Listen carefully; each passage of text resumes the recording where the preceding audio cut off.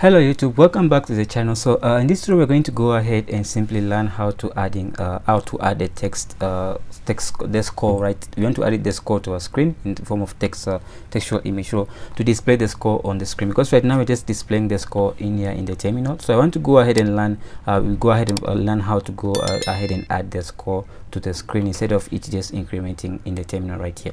So that's what we're going to be going ahead and do. So let me just exit out of this and then open up my VS Code.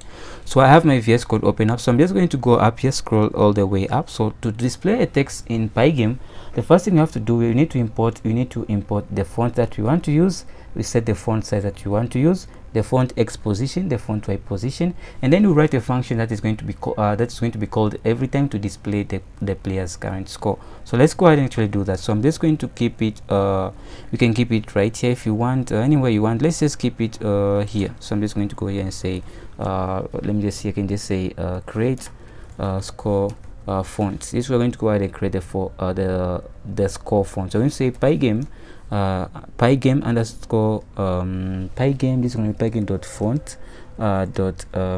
init, just like that. We need to initialize it. Once we have that created, I'm going to say font is going to be equals to Pygame.font with a capital F, and then now we pass in the font that we want to use. So I'm going to say free sample. This is free sun short. Sans bold. It's called sans bold. I hope that's the spelling of it, if I remember clearly. I think it's called free sans bold .ttf. So you can say .ttf. Again, if I get this wrong, we can always just Google this online. You can get a lot of fonts, but mostly I think Pygame has only one font, which is this font, but you can download and use other fonts types if you want. I'm not going to go ahead and cover that, how to download and use your own custom fonts in Pygame, but you know, just know that you can do that in Pygame. You can download your own fonts from Google and then use those fonts in here. Okay, so you can download a font size and then specify the path to that font size in here. That's all you have to do. Okay, so I'm going to say font X position. I'm going to say the font X position is going to be 15. This is some experiment I did, so that's how I know this value. So in your case, you can experiment and get your own values. Okay, so that's, I have the font data setup. So I'm going to go the font data setup.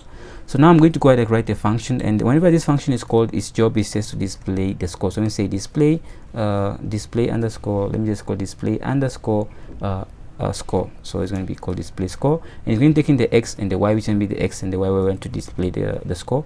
You're going to go ahead and simply say score underscore image. We're going to create an image basically, and the image is going to be bleed onto the screen. So we're going to create an image having the text that we want instead of the image having a transparent background. You're going to bleed that onto our game screen. Okay, so we're going to simply say font dot render, and then simply go ahead and simply say we're going to pass in an F string here. I'm going to say total.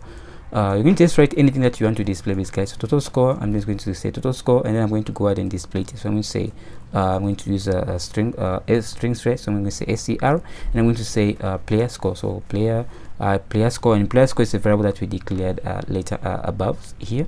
Player score is a variable that we have, which keeps track of the player score, and this is what we get displayed here. I want to display it onto the game screen itself. So let me just scroll down here. I think I was let me just see where I was here. Yeah, so we get now we get to create the image.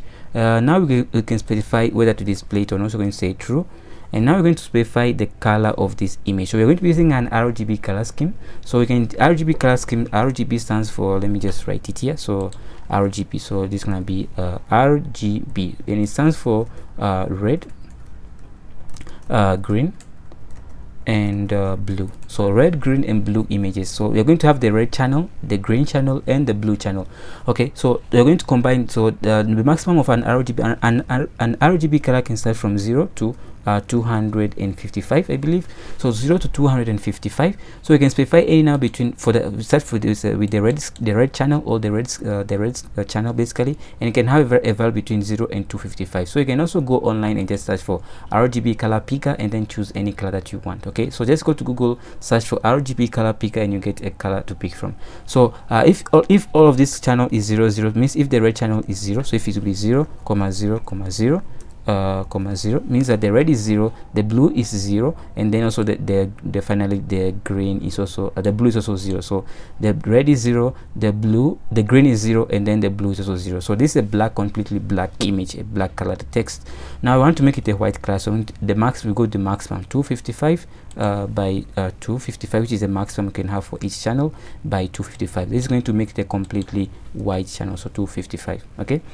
And I explained RGB color whenever we are talking about the background of our game screen, and we talked about RGB color, so I'm not going to waste a lot of time on this. So now that you have the image created, we're going to say screen.bleed. You're going to now add it to our screen. So we're going to simply say score underscore image, and then you're going to specify where to display it. You're going to pass in the tuple, pass in X and Y. Okay, so that's basically what we need to do for that to work. So once we have all that implemented, now we can go ahead and simply now call this function and pass in the X and the Y coordinate we want to display it, and it should go ahead and display the score on the screen for us. So I'm just going to go ahead and simply call it right here. So I'm going to go ahead and simply call it right here. So I'm going to say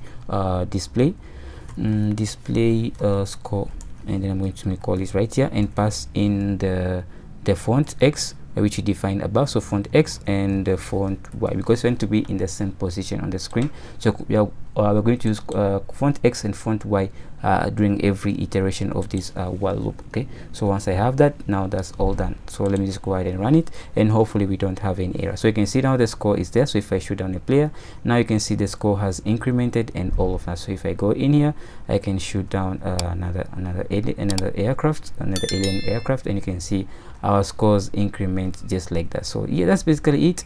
You can see we can shoot down those enemy aircraft, and our scores increase just like that. So yeah, so that's basically it for this video. I wanted us to go ahead and learn how to basically just do the scoring of our basically our alien crafts, right? Displaying the score on the screen. So that's basically it for this video. So before we end this tutorial, I would like to go ahead and actually add a background image to our game, because right now the background is just completely black. If I run the game again, you just see it's completely black background. So I want to go ahead and actually learn how to add a background to it. So to add a background to it, the first thing we need to do is actually load the background image, and then later we'll display the background image on our screen on every iteration of our while loop. So to load the background image, I can just go here and I have a background image already downloaded. You can find the background image from any website that you want. I got my background image from Pixel, so you can go to Pixel and just get it from Pixel. So this is going to be in my my projects, and then I'm going to go ahead and simply get it from assets, and it's going to be this background image. I'm going to go ahead and copy it, and then simply let me just move it in here. So move it in there. So great. So that's basically it. We have our background image already there. So I can now go ahead and move the background image into our assets folder. So move it in there. So great. So I can go ahead and just close it up. So let's go ahead and actually load the background image, and then we can display it. Okay, so I'm just going to go down here and say load background. So background image, just like that. So I'm going to say background. So background underscore background. I'm going to say background underscore image is going to be equals to the font. So I'm going to say pygame dot image dot load and then we pass in the password. Will be dot /assets we're going to call it background. We call it background.jpg. It's a JPG image, which is this right here. So asset /background.jpg. So once you have the image already loaded, let me just delete one of these equal signs. So once you have the image already loaded, you can go ahead and display the image. So we're going to display the image as the background of our game in every iteration of our while loop. So we have to go inside of our while loop, and as I told you earlier on, to display anything constantly, we have to use a while loop. You have to keep it inside of the while loop of our game, which is the game loop, right? So I'm going to say bleed, and I'm going to go ahead and simply say my background image, then pass in the code, which is going to be 0, 0, which is going to be filling the whole screen. So 0, 0 right here.